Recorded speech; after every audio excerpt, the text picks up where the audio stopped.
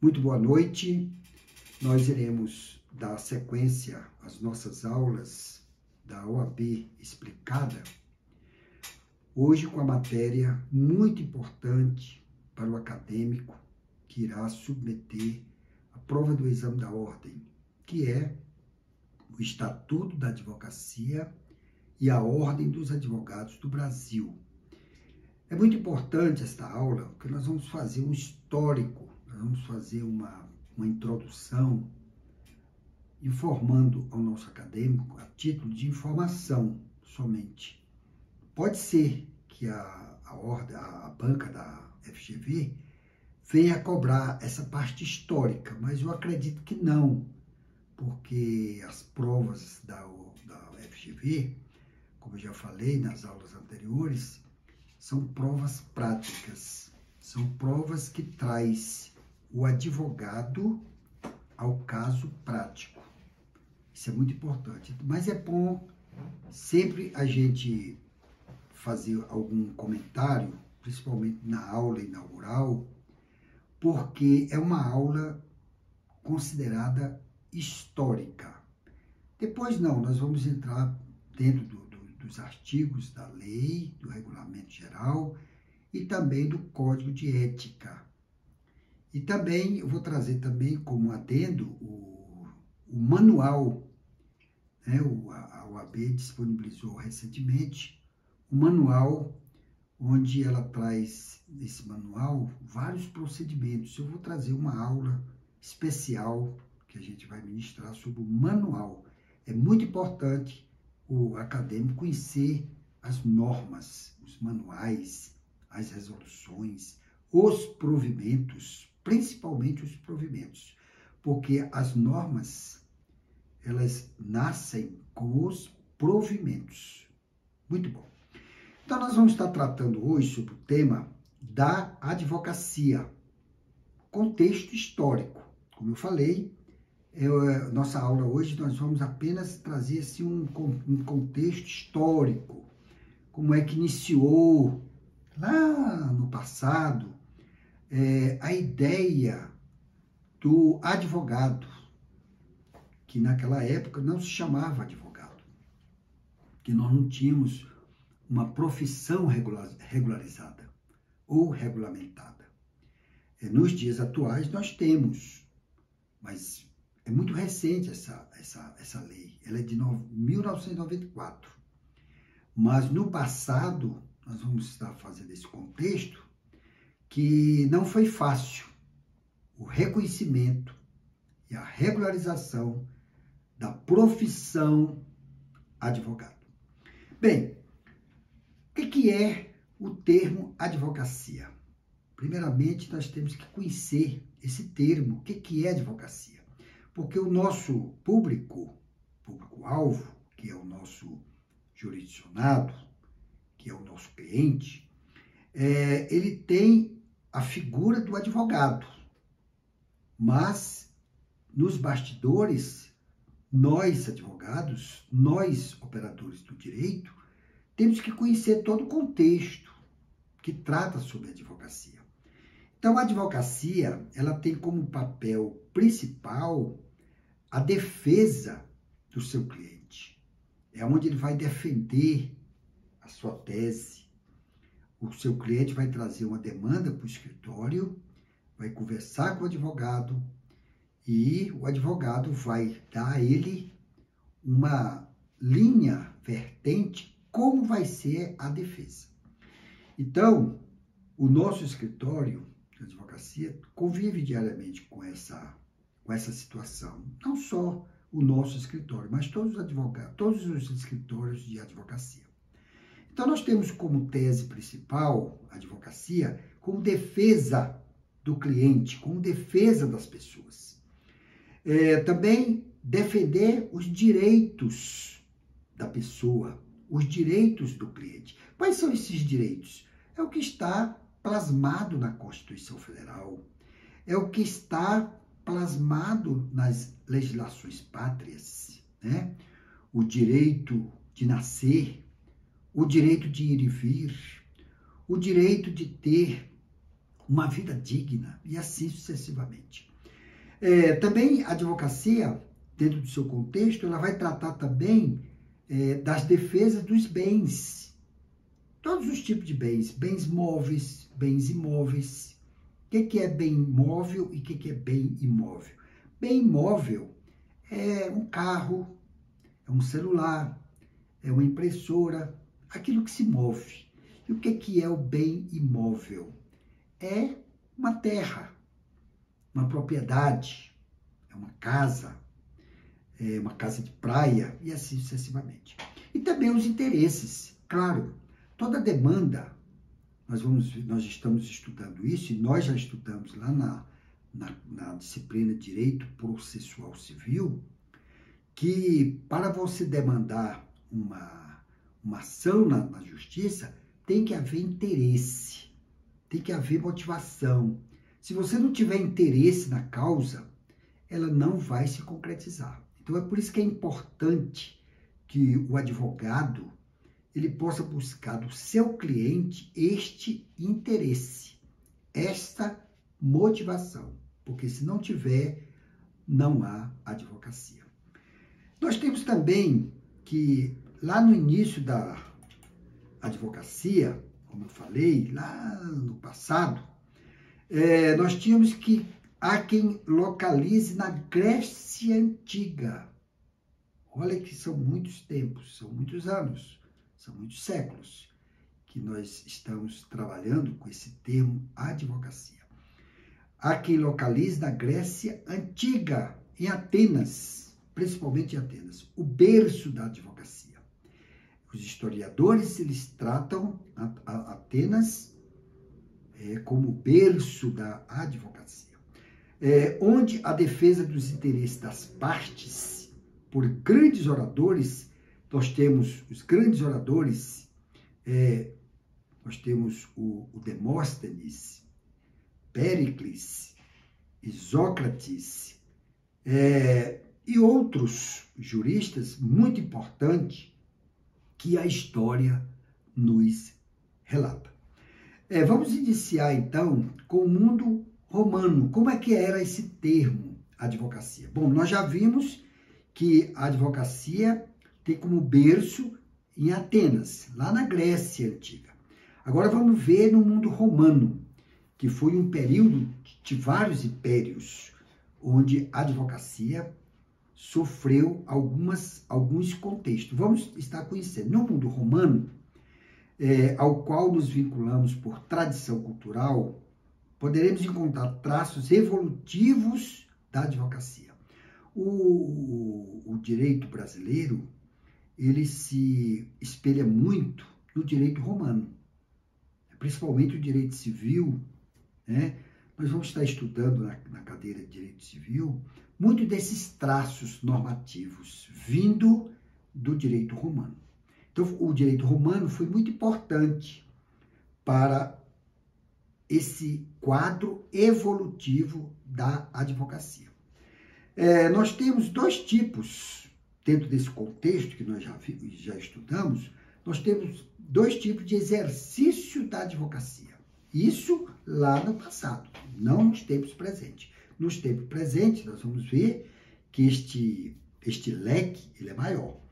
Então, no tempo passado, principalmente no mundo romano, os advogados eles tinham um papel como patronos e representantes das partes.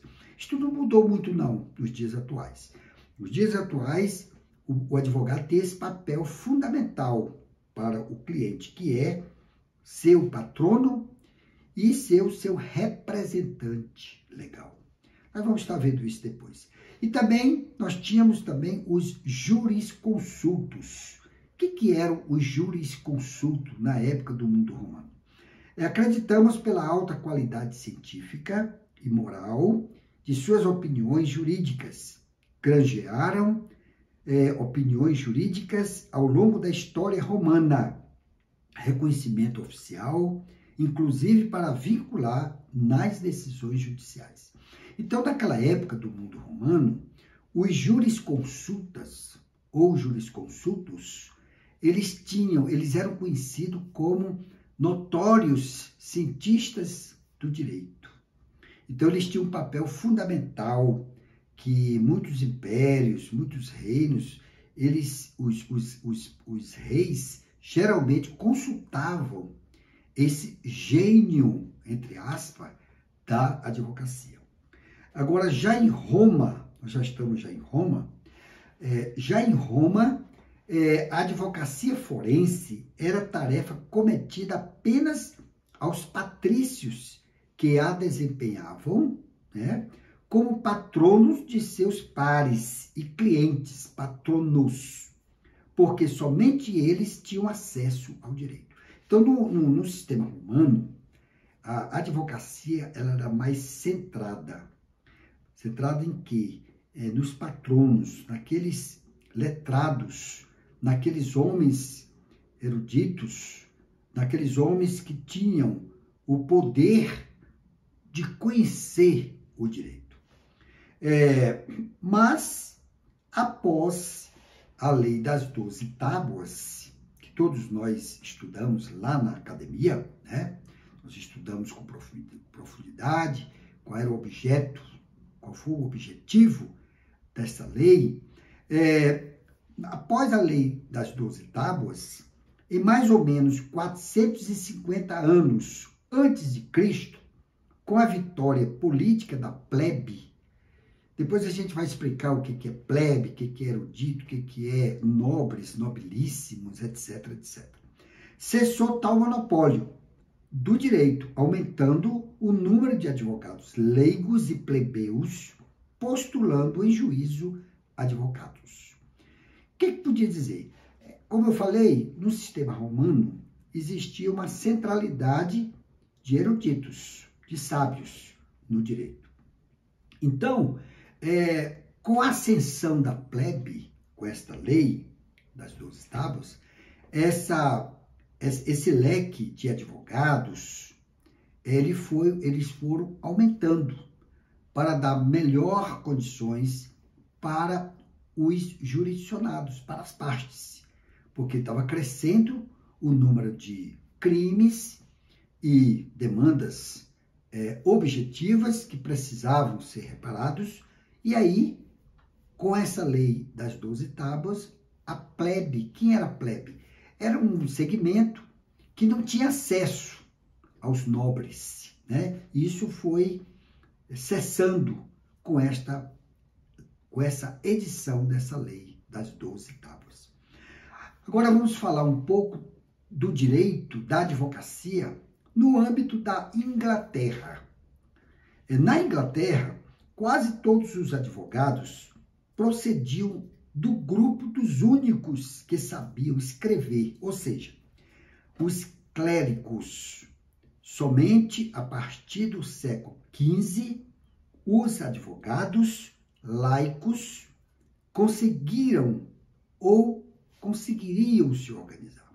Na Inglaterra era diferente, porque na Inglaterra existia apenas um único grupo que tratava do direito. Então, quando os clérigos começaram a se ascender, quem são os clérigos? São aqueles responsáveis eclesiásticos, pastor, padre, pároco, diácono e outros, né? Então, começou na Inglaterra a se expandir e a se organizar, porque não existia vamos dizer, uma pretensão de forças. Não existia, porque existia apenas um único grupo de letrados que sabiam ler e escrever. No mundo islâmico, que chama-se o mufti, foi um perfeito paralelo do jurisconsulto romano. Então, no mundo islâmico existiam os muftis, que eram aqueles acadêmicos tradicionais dentro de um mundo fechado.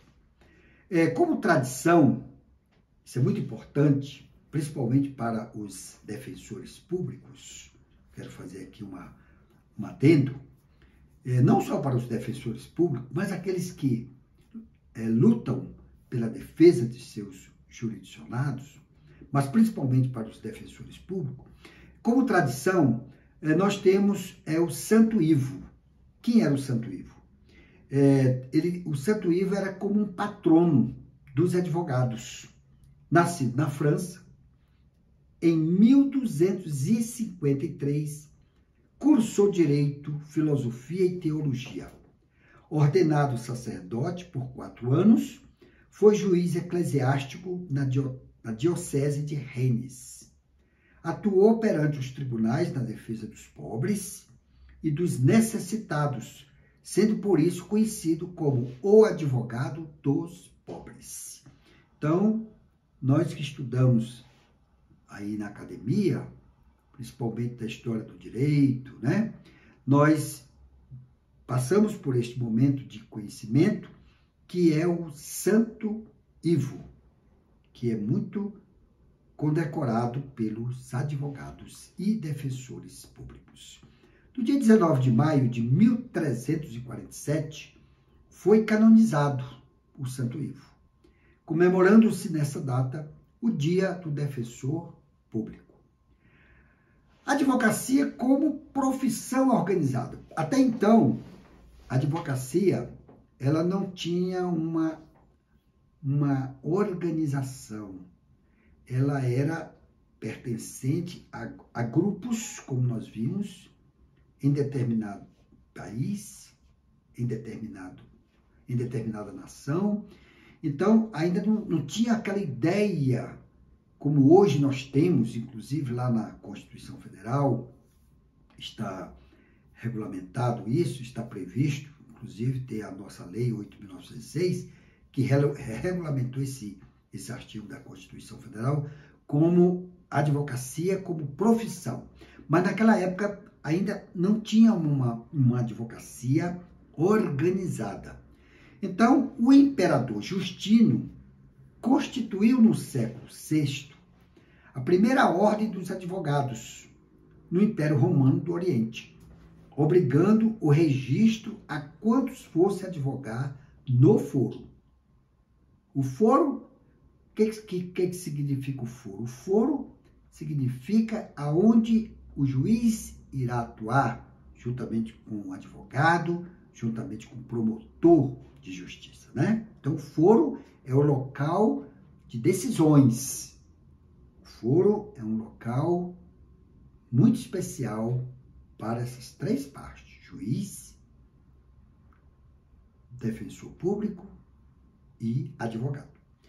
Os requisitos, este imperador Justino, lá, quando ele começou a passar na sua cabeça essa organização da advocacia como profissão, já iniciou com alguns requisitos. Quais são esses requisitos para ser um advogado? Seria ter aprovação em exame de jurisprudência, isso é muito importante. Tinha que ter uma boa reputação, tinha que não ter mancha de infâmia. O que é infâmia? O nosso estatuto ele fala, o advogado não pode cometer crime infamante. Mas a infâmia seria o nome sujo, o nome negativado, que manchava a mácula da advocacia. Então, os requisitos que o imperador Justino decretou era esse: não ter mancha de infâmia. Outro item muito importante: comprometer-se a defender quem o pretor, em caso de necessidade, designasse.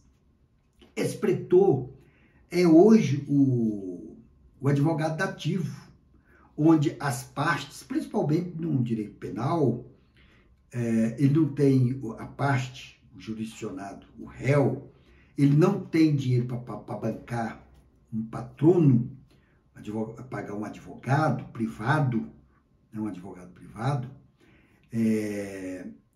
o juiz ele designava um advogado dativo, que nessa época era o pretor. O pretor, ele era um homem de confiança do juiz. E já naquela época já tinha essa prerrogativa de o réu não se defender sem o acompanhamento de um patrono. Advogar sem falsidade. Isso é muito importante. O advogado ele tem que ser uma pessoa que tenha um comportamento probo. Ele não pode ser um advogado falso. Ele tem que ser um advogado que lute pelo direito de seu cliente, nem que tenha que buscar remédios, não só na lei, como também nos costumes, na analogia, para suprir as lacunas da lei. Então, não pactuar cota litis. O que é cota litis? Isso é muito importante, porque a prova da FGV, ela às vezes traz o caso prático e esses termos, o nosso acadêmico, a nossa acadêmica, o nosso operador de direito, o nosso candidato, ele precisa conhecer, porque às vezes a prova da FGV, ela traz um nome técnico e o candidato ele não se lembra, porque às vezes ele estudou, mas estudou rapidamente. Então é importante o cota litis. O que é o cota litis? É o contrato, é os honorários que a parte paga para o advogado. Então é por meio de um contrato, é por meio de uma cota, é por meio de um pagamento que as partes vão se entendendo com o seu patrono. Então, já existia na época, né, do imperador Justino a figura da cota litis. E por último, não abandonar a defesa uma vez aceita. Isso é muito importante. Hoje o advogado, isso está no código, ele pode renunciar à causa, o patrono que ele tem com o seu cliente, sem lhe dar nenhuma justificativa. Mas na época do imperador Justino, ele não podia abandonar a defesa. Ele não podia deixar o seu cliente sem o manto da advocacia. Isso é muito importante. Nós resgatarmos essas prerrogativas que o advogado tinha já nos primeiros séculos. Agora vamos passar agora para a advocacia do mundo luso-brasileiro. O que é esse luso-brasileiro? É o Portugal. Então, em Portugal, alguns forais, né, no século XIII, já faziam referência aos advogados. Mas com as ordenações filipinas, nós já falamos isso lá na nossa aula primeira de Direito Constitucional, nós falamos sobre essas ordenações filipinas. Você vê que as disciplinas, elas são interdisciplinares, justamente para poder trazer, intercalar e complementar uma a outra.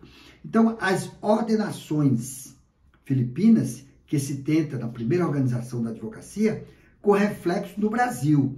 Então, essas ordenações filipinas, ela teve reflexo no Brasil. Nós já falamos isso na aula anterior.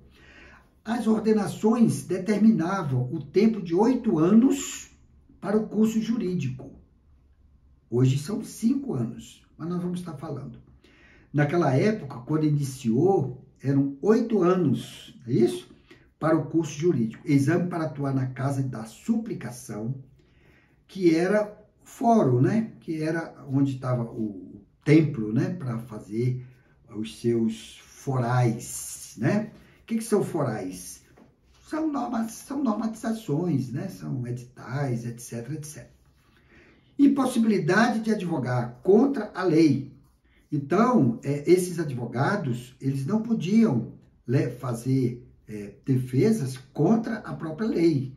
O advogado, até hoje, ele não pode ficar defendendo causas contra a lei, porque se entende que a lei é uma lei viável, é uma lei técnica, é uma lei constitucional. Então, aplicada pelo juiz, inclusive degredo para o Brasil, e várias novas éticas profissionais. Então, nós vamos estudar no Código de Ética e Disciplina todas essas normas que já em Portugal, através da sua normatização, já previa não só as prerrogativas do advogado, como também na conduta ética profissional da advocacia. Nós vamos estar estudando com melhor detalhe. Agora, vamos estar trazendo agora para o nosso Brasil independente. A advocacia e as profissões jurídicas em geral identifica seu ponto de partida como profissão reconhecida na criação dos cursos jurídicos em 11 de agosto de 1827, em Olinda e em São Paulo. Então, nessas duas cidades foram onde iniciaram os primeiros cursos jurídicos no Brasil independente. A criação da Ordem dos Advogados do Brasil em 1930.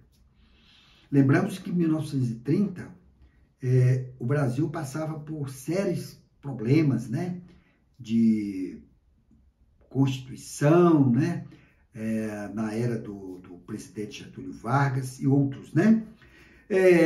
Foi importante esse marco histórico, 1930, pois com isso simbolizou-se as etapas evolutivas da organização da advocacia brasileira. Então, a partir de 1930, a advocacia no Brasil já começou a ter outra visão, né? Já se pensava na advocacia profissional, inclusive abrindo leques para outros ramos da ciência jurídica, que nós vamos estar vendo já já. Então, foi importante esse marco histórico, pois com isso simbolizou-se as etapas evolutivas da organização da advocacia brasileira, consagradas no atual Estatuto da Advocacia, que pela primeira vez assim se denominou formalmente a Lei 8.906, de 4 de abril de 1994. Então, nós não tínhamos até 1994 um estatuto formal.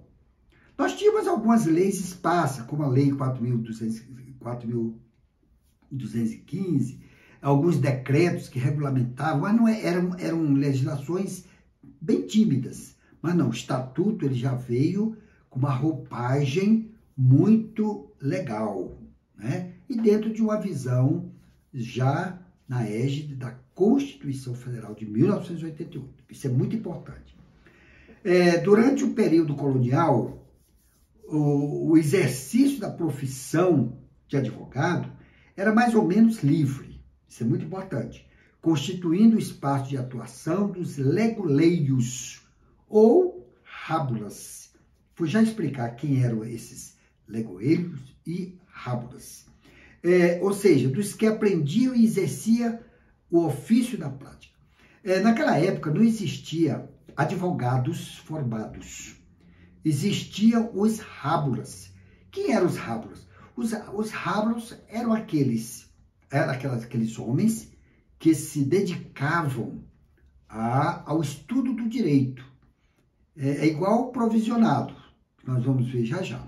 Então, até 1994, a legislação pátria brasileira, ela permitia que esses rábulas e esses legoleiros ou os provisionados trabalhassem com o direito, né? Mas a partir do Estatuto, 1994, isso acabou. Agora nós temos o exame da ordem, tem todos aqueles requisitos para ser advogado. Está no artigo 8º da Lei 8.906 de 94. Depois a gente vai estar lendo artigo por artigo, explicando cada um deles e assim sucessivamente. As ordenações filipinas determinavam que todos os letrados que houverem de advogar e procurar em nossos reinos tenham 8 anos de estudo cursados na Universidade de Coimbra, em direito canônico ou civil ou em ambos. Era muito difícil, porque nem todos tinham recursos para estudar na Universidade de Coimbra, que era uma universidade de referência, né? Então, houve necessidade de descentralizar esses cursos jurídicos para outros países, como forma de dar oportunidade a todos. Agora vamos falar sobre na República Velha. Nós já estamos terminando. Na República Velha, somente com a criação da OAB, em 1930, iniciou no Brasil a regulamentação profissional do advogado, com exigência de formação universitária. Até então, para ser o advogado, como eu falei, bastava ser um prático. Que eram os rábulas, né? Mas agora não. Com o Estatuto começou a mudar, né? Essa fase de conhecimento. Então, salvo nas regiões onde se fazia necessária a figura do rábula ou provisionado. Então, naquelas cidades que não tinham oferecimento de curso de direito reconhecido, né, pelo Estado, permitia-se esses praticantes, essas figuras que podiam atuar, desde que cumprisse alguns regulamentos da época. Até 1994, os dois primeiros estatutos da advocacia, que é o decreto 20.784 de 1931, que era o Estatuto da Ordem dos Advogados do Brasil, é muito importante o nosso aluno depois ler, ele já foi revogado, E a Lei 4.215/63, também revogada pelo novo Estatuto, da 8.906, totalmente revogada, voltaram-se exclusivamente para a advocacia entendida como profissão liberal autônoma. Isso é muito importante. Era uma profissão liberal autônoma. Não contemplaram a advocacia extrajudicial e o advogado assalariado dos setores públicos e privados. Isso é muito importante, porque naquela época não tinha o acordo extrajudicial, não tinha a jurisdição voluntária, não contenciosa e etc, etc. Nos dias de hoje, o descompasso com a realidade profissional e social levou à necessidade de elaboração de um novo estatuto, o de 1994, que está em pleno vigor. Diga-se de passagem, é um excelente estatuto, houve poucas reformas. No ano 2022, houve algumas reformas para aperfeiçoar esse estatuto. Isso é muito importante, para aperfeiçoar. Mas ele é um estatuto perfeito, muito voltado para os dias presentes. A advocacia passou a ser entendida como exercício profissional de postulação a qualquer órgão do Poder Judiciário e como atividade de consultoria, assessoria, direção jurídicas. É isso mesmo, direção jurídicas, tá? Extrajudiciais também disciplinou o sentido e alcance de sua indispensabilidade na administração da justiça, previsto no artigo 133 da Constituição Federal de 1988, a inserção da advocacia pública e a tutela legal mínima do advogado empregado. Isso é muito importante. Eu quero fazer aqui um contexto que no artigo 1º, da Lei 8.906, através de uma ação direta de inconstitucionalidade pelo Supremo Tribunal Federal, o Supremo ele mandou retirar, desentranhar, expurgar o tema, a palavrinha que a FGV gosta de, se o aluno não tiver preparado, o qualquer. Então, não é qualquer órgão do Poder Judiciário, não. Então, houve uma ação de ADI, quer dizer, que o Supremo Tribunal Federal, muito bem julgado, diga-se de passagem, porque o advogado ele não precisa ter obrigatoriedade de ter acesso ao Poder Judiciário em todas as fases. Não. Por exemplo, vou citar só uma, mas tem várias. Juizados especiais, que é a Lei 9.099 de 1995, que lá fala que causas até 20 salários mínimos, não há necessidade das partes contratarem advogados privados. Então, o Supremo Tribunal Federal veio regular esse termo que eu acho que é muito importante, que o advogado ele não precisa atuar em qualquer instância do Poder Judiciário. Muito bem julgado e muito bem conduzido a essência desta ideia que o Supremo Tribunal Federal assim conduziu. Bem, nós vamos estar encerrando a nossa aula de hoje. Eu informo para o nosso aluno, para a nossa aluna, que na próxima aula nós estaremos estudando o regulamento geral do Estatuto da Advocacia e da OAB. Muito obrigado e até mais.